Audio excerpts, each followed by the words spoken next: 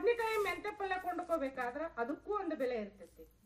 ಹಂಗ ಅದನ್ನ ಕೊಂಡ್ಕೊಳ್ಳೋರ್ಗೆ ಅದು ಸಿಗ್ತೈತಿ, ಇದನ್ನ ಕೊಂಡ್ಕೊಳ್ಳೋರ್ಗೆ ಇದಕ್ಕೊಂದು ಬೆಲೆ ಇರ್ತೈತಿ.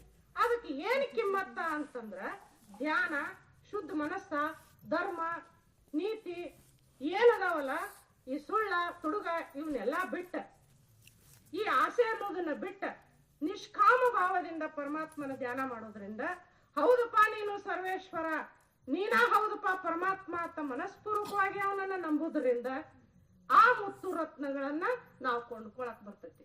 ಅವನ್ನ ನಾವು ಕೊಂಡ್ಕೊಳ್ಳೋದು ಅಂತಂದ್ರೇನು, ನಮಗೆ ಜೀವನ್ ಮುಕ್ತಿ ಆಗ್ತೈತಿ, ಹುಟ್ಟು ಸಾವುಗಳಿಂದ ಬಿಡುಗಡೆ ಆಗ್ತೈತಿ. ಅದಕ್ಕಾಗಿ ಬಂಡಿಗಣಿ ಮಠ ಈ ಭೂಮಿ ಮ್ಯಾಗ ಈ ಊರಾಗ ಅಂತ ಪವಿತ್ರ ತಾಯಿ ತಂದಿ ಹೊಟ್ಯಾಗ ಹುಟ್ಟಿ ಬಂದಾಗ.